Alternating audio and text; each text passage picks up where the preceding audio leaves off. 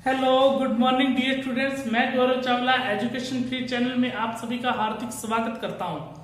हम जैसे कि पढ़ रहे थे डिविजिबिलिटी रूल्स अपने पढ़ चुके थे। रूल्स कौन कौन से होते हैं, फिर उसके बाद अपने एक क्लास प्रैक्टिस की भी कर चुके थे। इसके बेस पर क्वेश्चन कैसे कैसे आपको पूछे जाते हैं। उसके बाद अपने जो नेक्स्ट क्लास है, आज हमारी नेक्स्ट क्लास होने जा रही है, उस क्लास में आज ही हम डिविजिबिलिटी रूल्स की जो बचे हुए क्वेश्चंस की प्रैक्टिस है वो अपने करेंगे।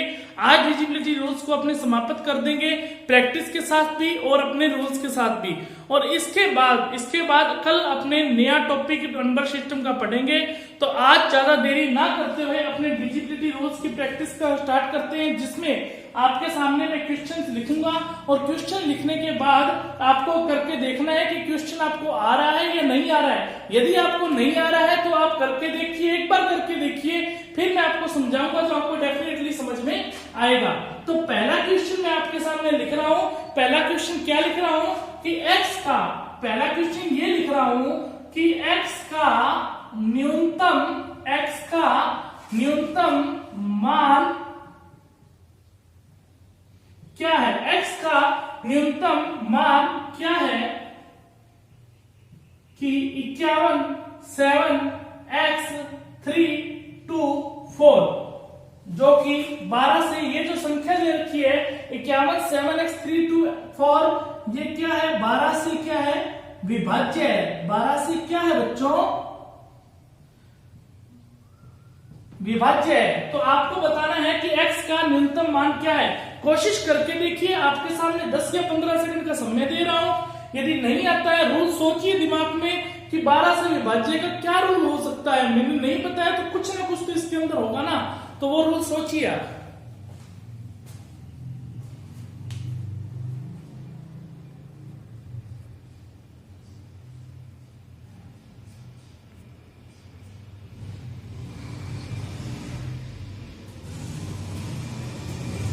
आपको मैं इसमें ऑप्शन भी दे देता हूं, जिसमें आपको दिक्कत ना हो, क्या पता आप सोच पाओ इससे। ऑप्शन में आपको दे रहा हूं, एक ऑप्शन है 3, दूसरा ऑप्शन है 8, तीसरा ऑप्शन है 4, 0 और डी नंबर ऑप्शन है 2। अब सोचिए,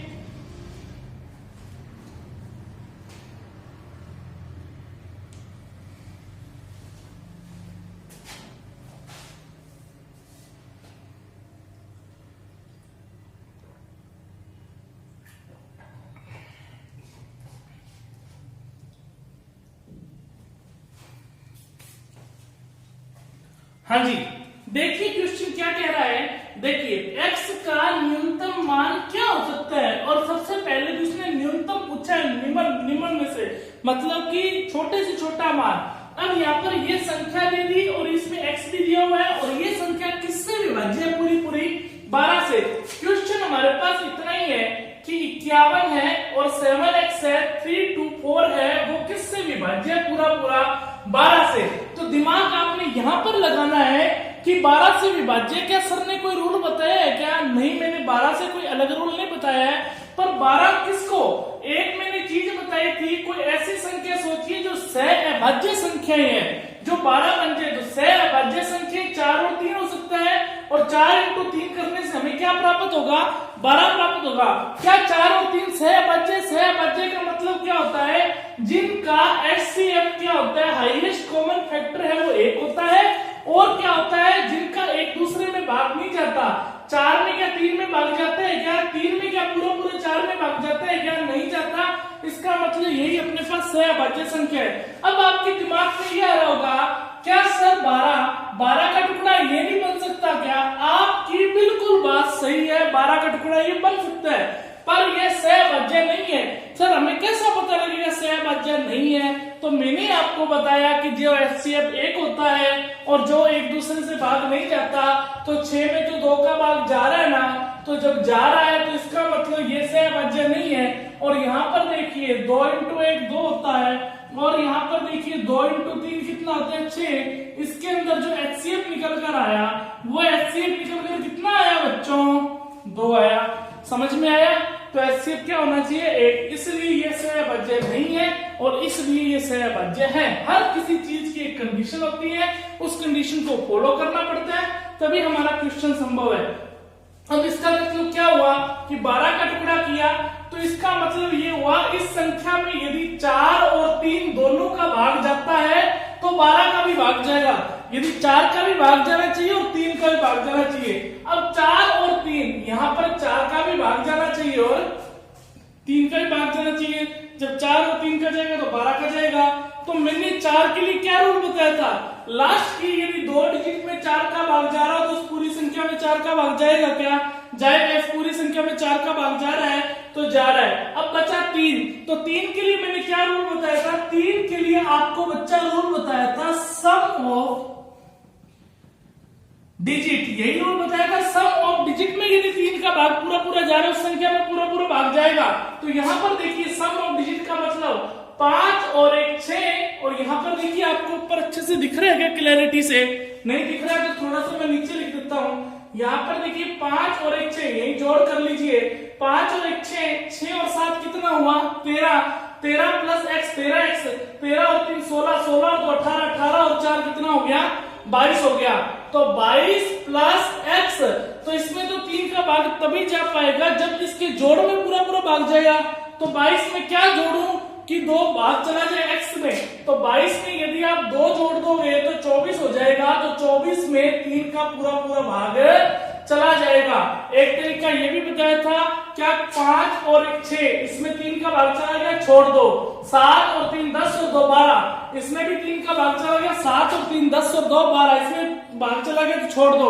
अब बच गया क्या, 4 बच गया, 4 प्लस x बच गया। तो यहाँ क्या जोड़े कि जो 3 से भाग चला जाए, तो 4 में मिनिमम संख्या तो आपको 2 ही जोड़नी पड़ेगी ना। मिनिमम संख्या क्या जोड़नी पड़ेगी, 2 जोड़नी पड़ेगी। 4 और 2 कितना हो गया 6, 6 में 3 का भाग जाता है। क्लियर है बात। तो आंसर निकल कर क्या आ गया, डी नंबर ऑप्शन। नोट कीजिए भी,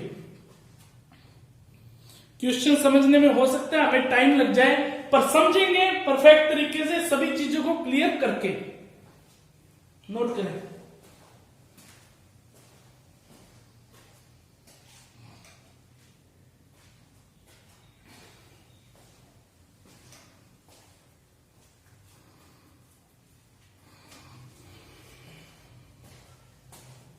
नोट कर दिया होगा। सेकंड क्वेश्चन प्यारे बच्चों मैं आपके सामने लिख रहा हूं यहाँ पर, और आप करके देखिए। सेकंड नंबर क्वेश्चन क्या लिख रहा हूं, यदि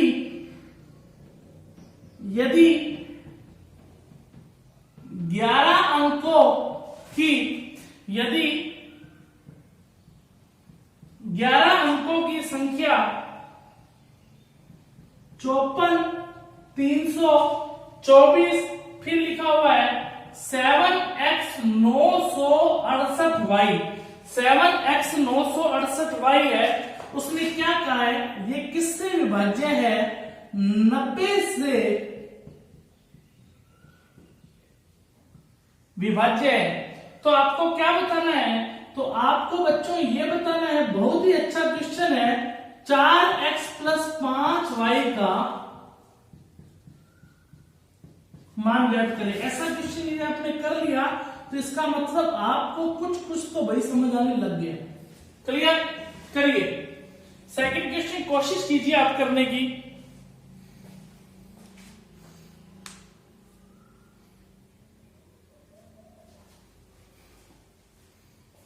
देखिए कि विभाज्य है किससे, 90 से है। तो 90 का रूल तो नहीं बताया, पर 90 की कोई सहभाज्य संख्या बन सकती है क्या, जैसे कि 18 इंटू 5 90 होता है कि 18 और 5 सहभाज्य है क्या।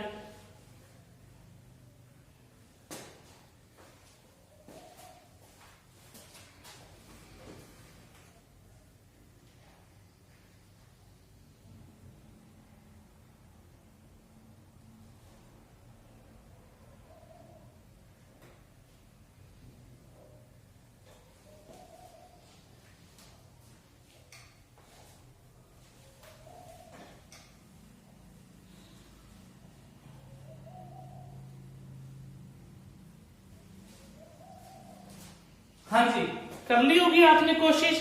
यहाँ पर देखिए किस तरीके से करना है, बिल्कुल प्यार से समझाऊंगा, आराम से समझाऊंगा और आराम से समझने की कोशिश करना।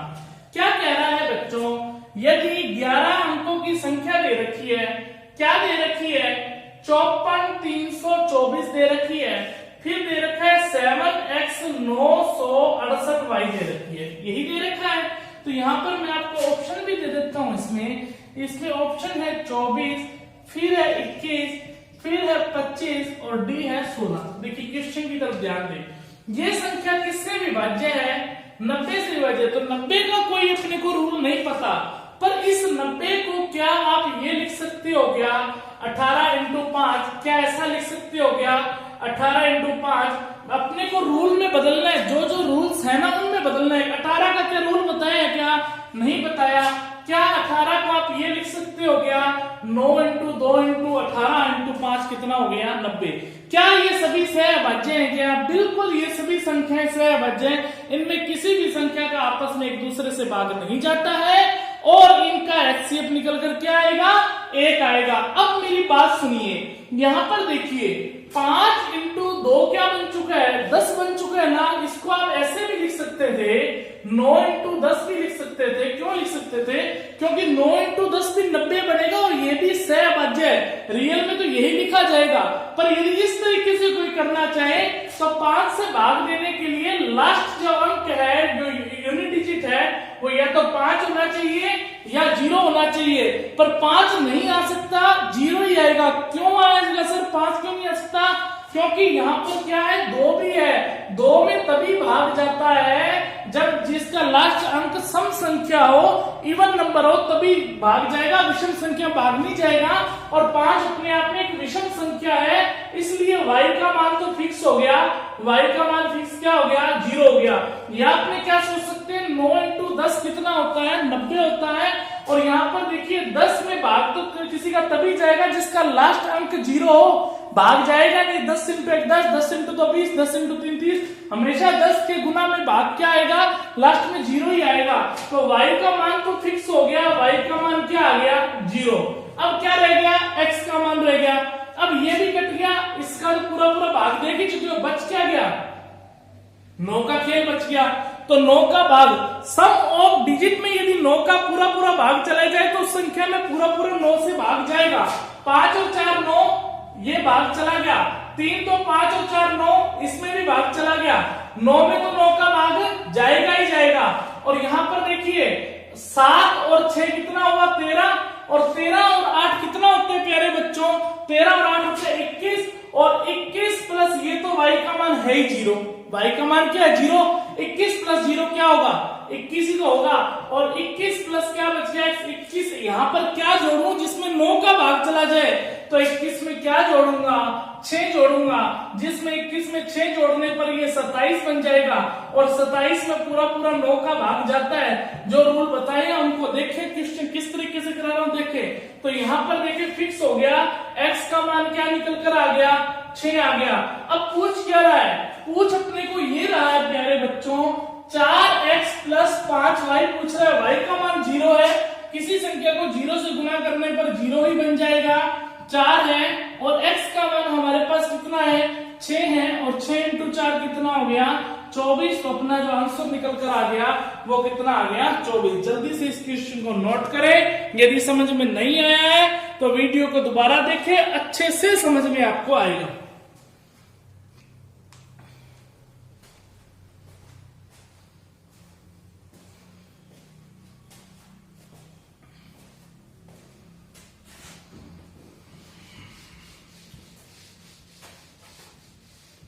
हाँ जी, आगे क्वेश्चन लिखते हैं आपने। क्या लिख रहा है? 3 नंबर क्वेश्चन। 3 नंबर क्वेश्चन ये लिख रहा है, वो अपने से ये पूछ रहा है प्यारे बच्चों कि x का मान क्या होगा? x का मान क्या होगा कि 7 अंकों की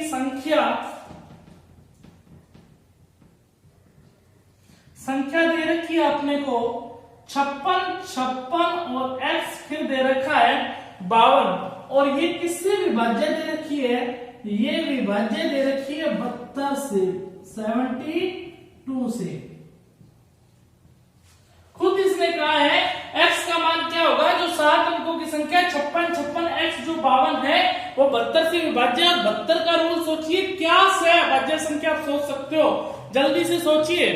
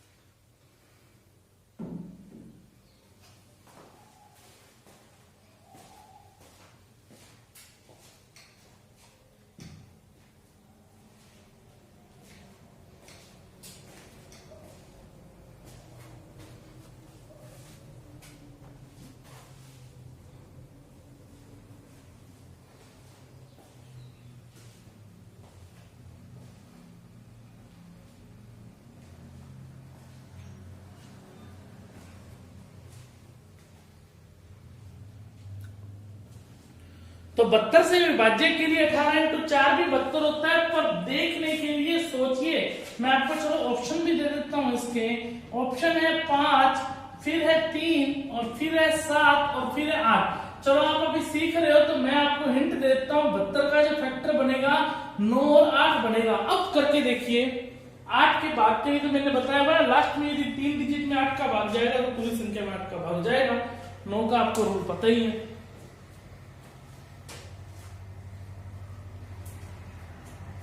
ऑप्शन आपको दिए हुए हैं, अकेले 9 के रूल से भी निकाल सकते हो, सोचो तो आप।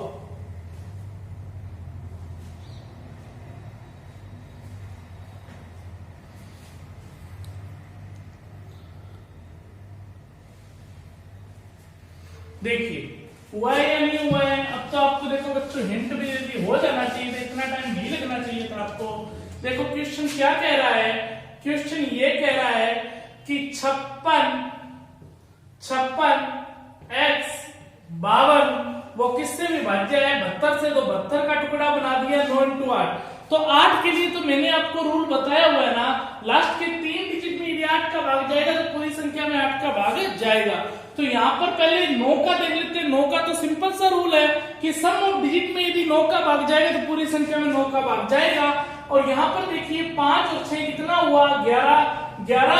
और यहाँ पर देख लीजिए 11 और 5 कितना हो गया? 16 और 6 कितना हो गया? 22 और 5 कितना हो गया? 27। दोबारा देखिए 6 और 5 11, 11 और 5 16, 16 और 6 22, और 22 और 5 27। इसमें इनको जोड़ने पर 9 से पूरा भाग चला गया। बचा क्या? सिर्फ 2 प्लस x बचा। तो x का मान क्या रखूंगी जिसमें 9 का भाग चला जाए? तो 2 में प्लस 7 जोड़ दूं तो 9 बन जाएगा, और 9 में 9 का पूरा भाग जा रहा है। इसका मतलब x का क्या संभव मान है? यहाँ पर सिर्फ न्यूनतम मान 7 ही हो सकता है, और 7 अपने को ऑप्शन में है। 7 अपने को ऑप्शन में है, 8 की देखने की जरूरत ही नहीं है। फिर भी 8 देखोगे तो देख लीजिए लास्ट के 7 52 में आप 8 का भाग दीजिएगा, पूरा जा रहा है क्या? 8 इंटू 9 72 होता है, 3 बचा 32 हो गया, 8 इंटू 4 32 हो गया। ये पूरा भाग चला गया। इसका मतलब हमारा जो आंसर है वो क्या आ जाएगा? 7 आ जाएगा। क्लियर है बात? समझ में आ गया होगा। बहुत ही अच्छा क्वेश्चन था, आसान था ये तो क्वेश्चन।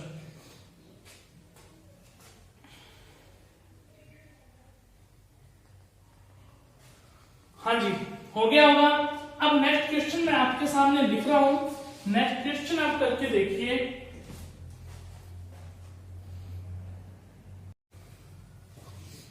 देखिए आज का 4 नंबर क्वेश्चन। 4 नंबर क्वेश्चन क्या कह रहा है? 8 9 7 6 5 A 4 B। ये कह रहा है संख्या में A और B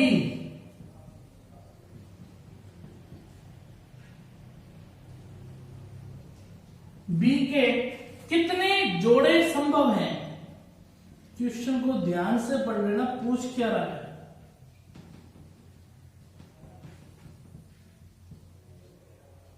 कितने जोड़े संभव हैं यदि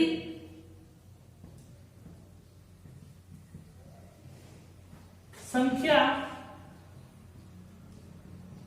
18 से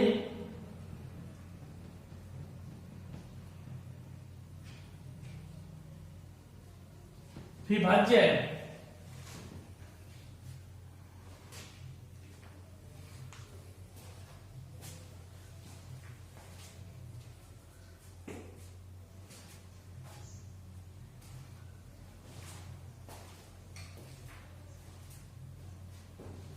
कम से कम खुद एक बार कोशिश करके देखें आप, उसके बाद मैंने तो करवाना ही करवाना है।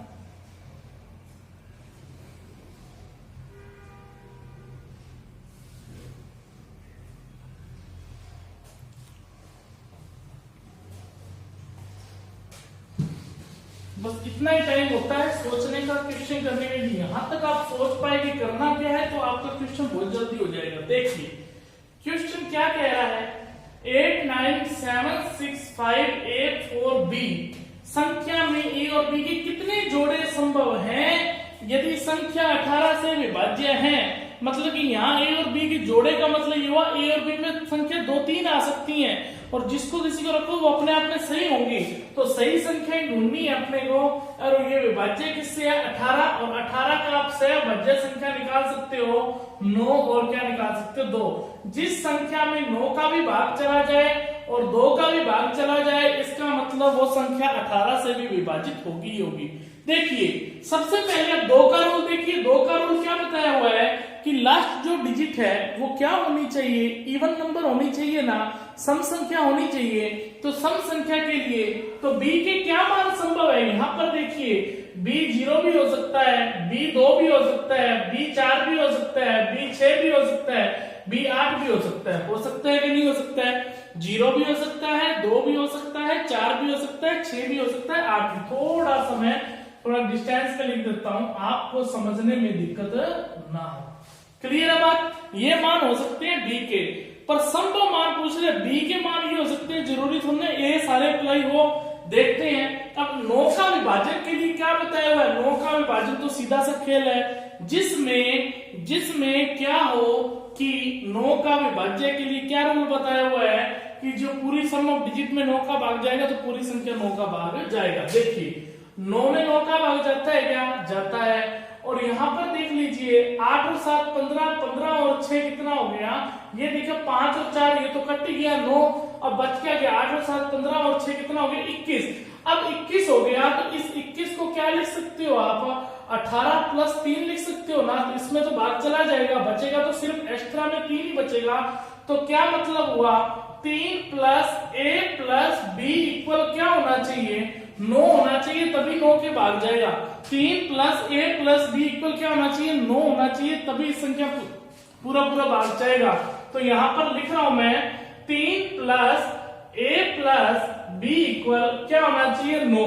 तो यहां भी 3 प्लस ए का मान पता नहीं, पर बी का मान यदि मैं 0 मान लूं, बी का मान, यही ध्यान से समझने वाली बात है। अब इसको 0 मान लिया जाए, 3 मान ली जाए, क्या जोड़ू कि ये 9 बन जाए, क्या जोड़ू कि ये 9 बन जाए। 9 बनेगा तभी, सर आप 9 ही क्यों बना रहे हो? 9 बनेगा तभी तो 9 से विभाजित होगा, अपने को 9 से विभाजित करना है। तो 3 में 6 जोड़ दो तो 9 बन जाएगा क्या? बिल्कुल सर 9 बन जाएगा। अब यहाँ पर देखिए यहाँ तो 3 फिक्स है, यहाँ 2 भी फिक्स है, 3 और 2 5, और यहाँ क्या हो सकता है 4 हो सकता है, तभी 9 बनेगा। अब यहाँ पर देखिए यहाँ 3 फिक्स है, प्लस यहाँ 4 और 3 7, यहाँ 2 होगा तभी 9 बन जाएगा। और यहाँ भी 3 फिक्स है, 6 और 3 9 हो गया। तो यहाँ 0 भी हो सकता है, यहाँ 0 भी हो सकता है, और यहाँ 9 भी हो सकता है। मैंने लास्ट क्लास में ये बात बताई थी, यहाँ 0 भी हो सकता है और 9 भी हो सकता है। और यहाँ पर देखिए यदि ये 3 है, ये 3 हो जाएगा, और 8 और 3 कितना हो गया 11, और 11 प्लस यहाँ कौन सा मान संभव है? 7 संभव है। तो इसका मतलब क्या ये 18 बन रहा है क्या? 18 बन रहा है तो यह 9 से विभाजित होना, 9 से विभाजित होना चाहिए। तो ये सिंगल डिजिट 18 भी तो 9 से विभाजित होता है। क्लियर है बात? 9 और 6 15 और 3 ये भी तो 18 बना, ये भी तो 9 से विभाजित होता है। तो यहाँ पर देखिए कितने मान संभव है अपने पास? 1 2 3 4 5, और यहाँ पर कितना आया यदि ये जीरो को मैं अलग निकाल लूं तो यहाँ पर देखिए, यदि मैं ऐसा लिख लूं यहाँ पर 0 और 9, 0 भी हो सकता है और 9 भी हो सकता है, यहाँ पर कितने मान संभव हो जाएंगे अपने पास। ऑप्शन देखते हैं, ऑप्शन में अपने को क्या दिया हुआ है। ऑप्शन में अपने को दिया हुआ है 4, 5, 6 और 7, और इसका जो आंसर निकल कर आएगा वो इसका आंसर क्या निकल कर आ जाएगा अपने पास। यहाँ पर 0 भी हो सकता है और 9 भी हो सकता है। 1, 2, 3, 4, 5, तो 5 मान संभव है, तो आंसर निकल कर क्या आ जाएगा अपने पास 5 आ जाएगा। क्लियर है बात? क्या समझ में आ गई बात? नोट कीजिए, नोट करो।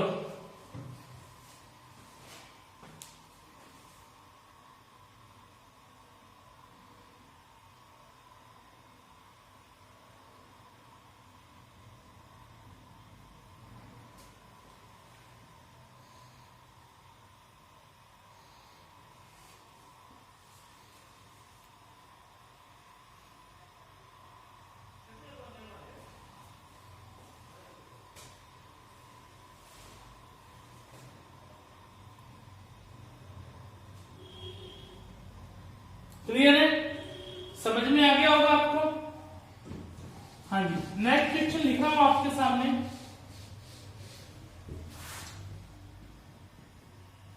पांच नंबर क्वेश्चन लिख रहा हूं। 3 अंकों की संख्या है, वो क्या कह रहा है कि 3 अंकों की संख्या को 3 अंकों की संख्या को दोहराकर 6 अंकों की संख्या बनाई जाती है।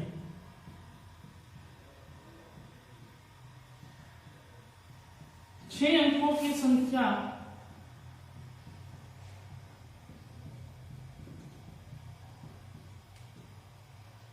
बनाई जाती है, जैसे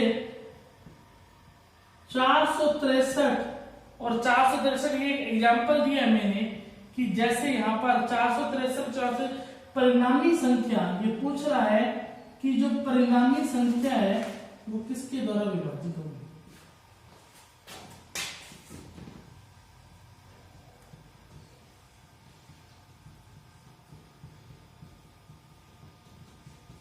किसके द्वारा विभाजित होगी, जिसमें आपको ऑप्शन दे रखा है 7, 11, 13 और डी नंबर ऑप्शन दिया है 1001।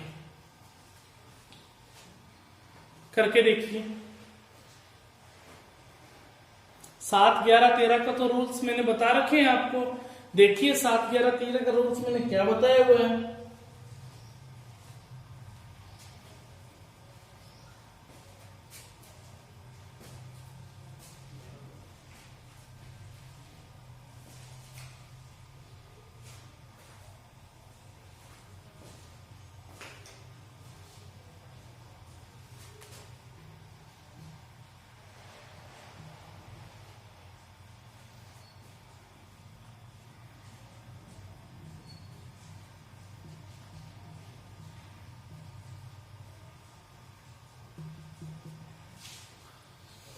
देखिए 7, 11, 13 का रूल मैंने क्या बताया था। ऑप्शन देखने से आपको पता लग रहा है कि यहाँ पर ये क्या रूल बताया था। 463, 463 ये संख्या है, 3 के जोड़े बताने हैं और 3 के जोड़े बनाने हैं। इनमें से यदि इनका डिफरेंस 0 है तो 0 होने पर तो 7 से भी विभाजित होगी, 11 से भी होगी और 13 से भी। ये बात उस दिन भी बताई थी। जो संख्या 7, 11, 13 से होगी तो वो 1001 से तो होगी। तो आंसर क्या आ जाएगा 1000। क्यों आ जाएगा? क्योंकि यहाँ पर देखिए जो संख्या 7, 11, 13 से विभाजित होगी तो वो 1000 से जो विभाजित होगी 7, 11, 13 का जो मल्टीपल है वो होता ही क्या है 1001 होता है। यदि आपको अभी भी समझ नहीं आया है तो एक दूसरे तरीके से समझ सकते हैं। यहाँ पर देखिए 463 को क्या मैं ऐसा लिख सकता हूँ? क्या मैं इसको ऐसा लिख सकता हूँ ना। 463 30 प्लस 463 इसको तोड़ के मैंने संख्या बना दी। और यहाँ पर देखिए यदि मैं 463 कॉमन ले लूं तो यहाँ पर क्या बन गया 1000 और ये बन गया 1। तो 463 इंटू कितना बन गया 1000। 463 इंटू 1001 करोगे हमें ये मिलेगा कि नहीं मिलेगा? इसका मतलब ये संख्या को गुना किससे करने पर ये मिल रहा है 1001। जब गुना करने पर मिल रहा है तो इसको भाग भी तो दे सकता हूं। तो यहाँ पर जो आंसर निकल कर आ गया वो कितना आ गया 1001 आ गया। क्लियर है बात? समझ में आ गया होगा आपको। दोनों ही तरीके बता दिए, बिल्कुल बेसिक्स भी बता दिया, और जो मैंने फॉर्मूला बता रखा था डिविजिबिलिटी रूल का वो भी आपको बता दिया। ठीक है, नेक्स्ट क्वेश्चन लिख रहा हूं।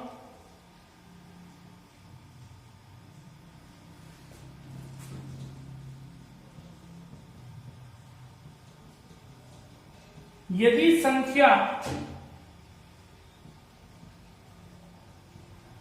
98,232 x 4567 y किससे विभाज्य है?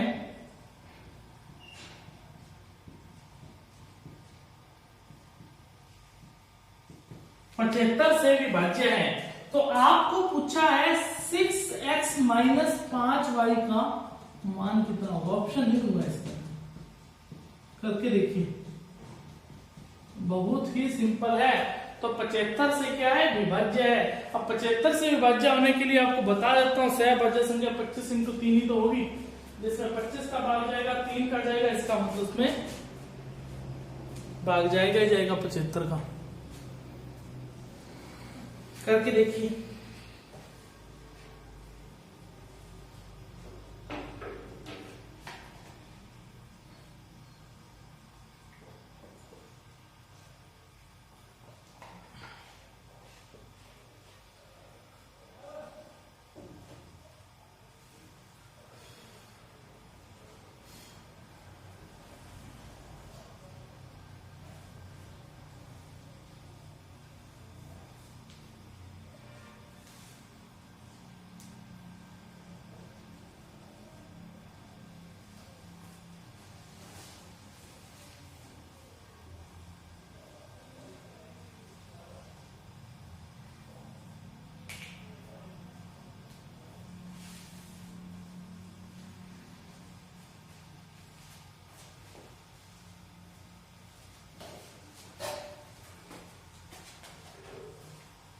हाँ जी, हो जाना चाहिए अब तक। तो इतना अब तक ऐसे क्वेश्चन कितने करवा चुका हूं मैं। यहां पर देखिए क्या लिखा हुआ है, 98,232 और क्या लिखा हुआ है x 456 और फिर क्या लिखा हुआ है 7y लिखा हुआ है, यही लिखा हुआ है। ठीक है, अब ये संख्या 75 से विभाजित है, इसका मतलब कि यदि वो संख्या 25 इंटू 3 25 से विभाजित है, 3 से विभाजित है, वो संख्या 75 से विभाजित होगी। तो 25 के लिए क्या रूल बताया हुआ है आपको? 25 के लिए आपको रूल बताया हुआ है, लास्ट में यदि 2 डिजिट में यदि 5 का भाग जाए, सॉरी 25 का भाग जाएगा तो संख्या में पूरा 25 का भाग जाएगा। और ये भी बताया हुआ है लास्ट में या तो संख्या 25-25 हो, या 0 हो, या 75 हो, या क्या होनी चाहिए अपने पास 50 होनी चाहिए, तभी 25 का भाग। तो 7 दिखने से क्या पता लग रहा है कि लास्ट में जरूर क्या होगा, 5 ही होगा। तो y का मान तो अपने को फिक्स ही हो गया, कितना हो गया, 5 हो गया कि नहीं हो गया। ये देखो, आपको दिमाग की क्रिएटिविटी ऐसी बनानी पड़ेगी, आपको खुद सोचना पड़ेगा। जब खुद सोचना सीखोगे तभी क्वेश्चन कर पाओगे, नहीं तो नहीं कर पाओगे। मेरे को भी पता है कि एक बार में आपसे नहीं सोचा होगा, पर मैं बता रहा हूं उसके बाद तो सोच सकते हो ना। तो ऐसा क्वेश्चन आएगा तो तब तो गलत नहीं करोगे ना। तो यही तो मैंने आपको सिखाने की कोशिश कर रहा हूं, इसलिए आप सीखने आए हो यहाँ। 3 से विभाज्य का क्या रूल है? जिस पूरे संख्या में यदि 3 का रूल जाएगा तो जाएगा। y का मान फिक्स हो चुका है, यहाँ 5 है, तो 9 और 8 और 2 10, 10 और 3 13, 13 और 2 15 में 3 का भाग जाता है। इसमें 3 का भाग चला गया, 5 4 9, इसमें भी 3 का भाग चला गया, 6 में भी 3 का भाग जाता है, और 7 और 5 12 में भी 3 का भाग जाता है। तो यहाँ पर देखिए अपने पास सारे भाग तो चले गए, दोबारा देख लेते हैं कहीं मिस्टेक ना कर दे। 9 और 8 17, 17 और 2 19, 19 और 3 22, 22 और 2 कितना हुआ 24, 24 और 4 28, 28 और 5 कितना हुआ 33, 33 और 6 कितना हो गया 39, 39, 39 में तो 3 का भाग चला ही जाएगा, फिर 7 और यहाँ क्या बचा 5 बचा 12, इसमें भी 3 का भाग चला जाएगा। इसका मतलब x का मान यहाँ क्या संभव है, 0 संभव है। x का मान यहाँ पर क्या संभव है, यहाँ पर एक क्वेश्चन में ये देना चाहिए था कि न्यूनतम मान होना चाहिए। तो x का मान यहाँ 0 भी संभव है, x का मान यहाँ पर क्या संभव है 3 भी संभव है, और x का मान यहाँ पर क्या है 6 भी संभव है, और x का मान यहाँ पर क्या है नो भी संभव है। तो अपने को पूछ क्या रहा है, अपने को पूछ रहा है 6x - 5y। चलो मैं ऑप्शन दे देता हूं, ऑप्शन की मदद से मिल जाएगा आपको कि कौन सा आंसर इसमें सही होना चाहिए।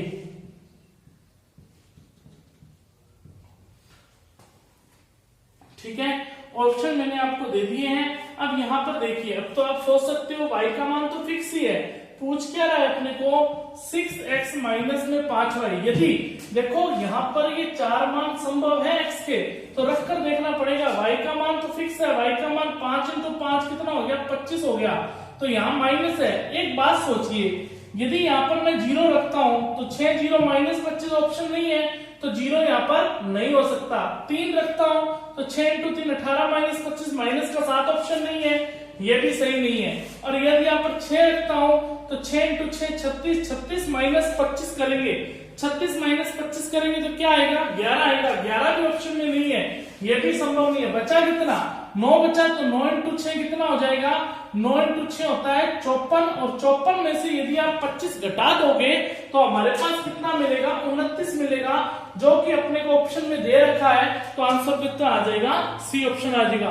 कुछ देखो ऑप्शन की मदद से भी लेनी पड़ती है, तभी यहाँ पर अपने आंसर कर पाएंगे, इसलिए यहाँ पर आपको अपने ऑप्शन दिए देने जरूरी थे, क्योंकि x के मान यहाँ पर कितने बन रहे थे, 4 बन रहे थे। इन क्वेश्चंस को आप यदि सीख चुके हो, मैंने डिजिबिलिटी रूल की जितनी प्रैक्टिस करवा सकता था आपको करवा दी, डिजिबिलिटी रूल जितना बता सकता था मैंने आपको बता दिया।